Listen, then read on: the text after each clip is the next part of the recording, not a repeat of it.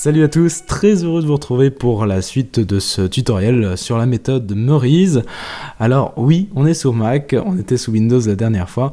Alors j'ai découvert dans vos commentaires un outil qui permet de faire du Meurize, il s'agit d'Analyse SI. Alors c'est pas mal du tout, j'ai testé, c'est l'avantage d'être gratuit déjà, ça c'est le gros point fort. C'est compatible sur les 3 plateformes les plus connues. Et donc on peut aujourd'hui travailler sous Mac, c'est quand même la grande classe.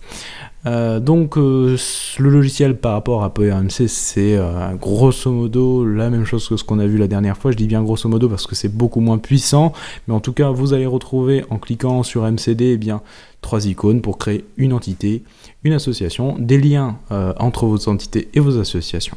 Voilà, hein, c'est vraiment de quoi vous avez besoin comme la dernière fois. Alors vous le savez, dans Meurize, il y a beaucoup de vocabulaire, et on va commencer avec un terme, il s'agit du dictionnaire des données. Alors c'est pratique dans Analyse SI, vous avez directement dans le navigateur le dictionnaire. Le dictionnaire, qu'est-ce que c'est? Bien, c'est la liste de l'ensemble des attributs ou des propriétés, hein, il y a les deux noms, de l'ensemble de vos entités. Donc c'est très pratique, ça vous permet d'avoir un listing des différentes propriétés. Vous pouvez directement modifier le type de données, éventuellement la taille. Voilà, donc ça c'est le dictionnaire des données.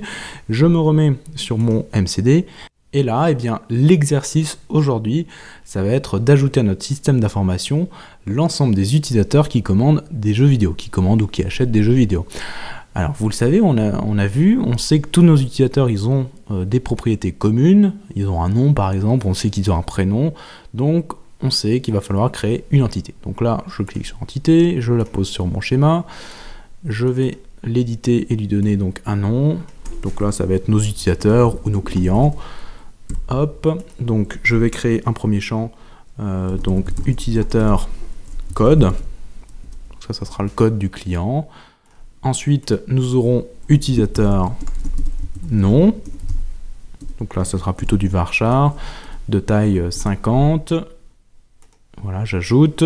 Ensuite on aura donc l'utilisateur prénom, varchar de 50 également, voilà, j'ajoute.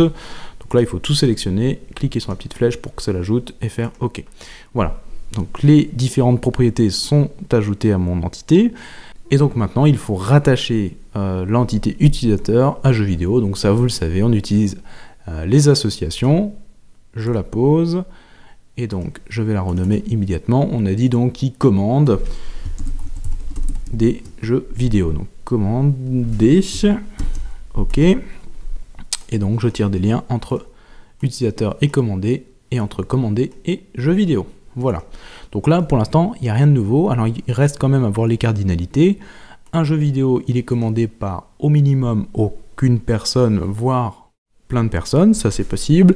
Et dans l'autre sens, donc un utilisateur commande aucun jeu vidéo, c'est possible, hein, je peux m'inscrire sur un site d'e-commerce et puis rien commander, ou au contraire, commander beaucoup de choses. Donc ça, plusieurs jeux vidéo. Donc ça c'est possible et nos cardinalités sont correctes. Alors jusque là, rien de nouveau, mais il manque quelques informations dans notre système d'information, par exemple la date à laquelle il a commandé, ou encore, je sais pas moi, à quel prix il a pu commander, c'est le genre de données qui n'apparaissent nulle part dans le système. Alors c'est là qu'interviennent les associations porteuses de données. Qu'est-ce que c'est que ça? Eh bien en fait il s'agit de propriétés qui sont liées à des relations.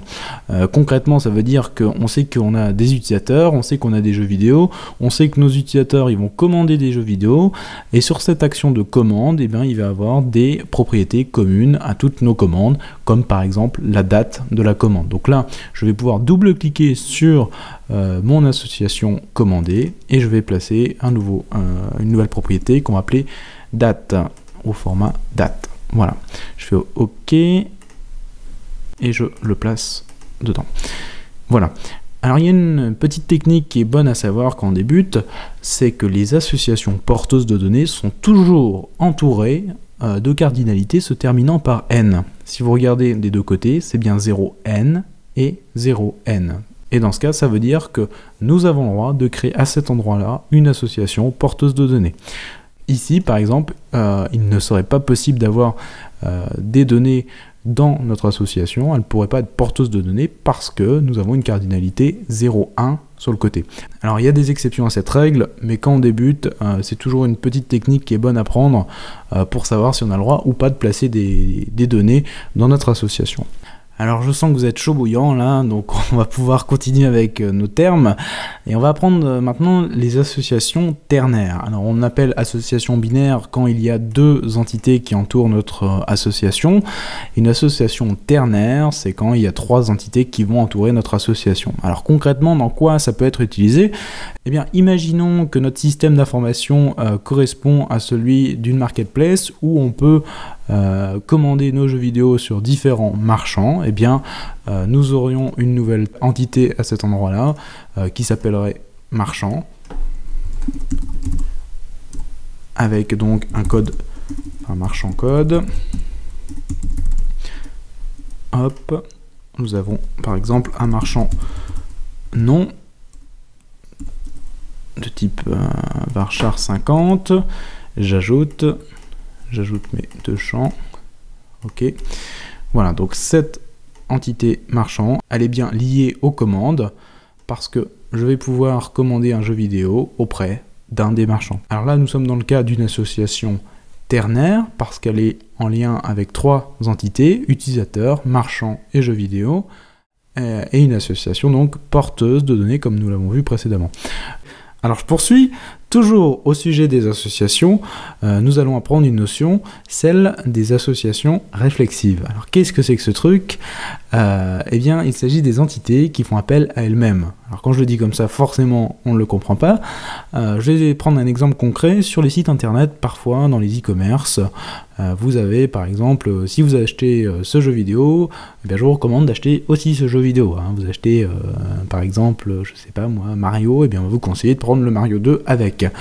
Alors en gros, ça veut dire que pour notre jeu vidéo, eh bien on conseille d'acheter avec un autre jeu vidéo. Donc par exemple, on va créer une association, on va lui donner un nom, avoir pour lien par exemple.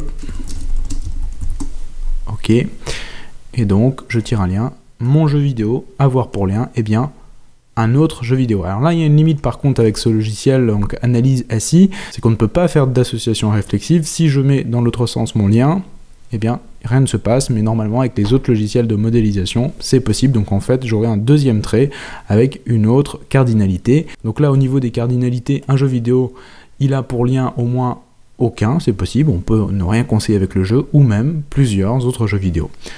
Voilà pour les associations réflexives. Alors voilà, on a fait à peu près le tour des différentes notions pour créer un MCD, un modèle conceptuel des données. Une petite option sympa dans le logiciel, c'est cette flèche verte qui vous permet de checker si tout est correct. Donc là, il vous dit que c'est bon, que le MCD est correct également. Donc la prochaine étape, ça va être de créer le modèle physique des données, le MPD. Ça, c'est la frontière avant la création de notre base de données. Ça arrive très très prochainement. Je vous dis à très bientôt. Ciao, bye.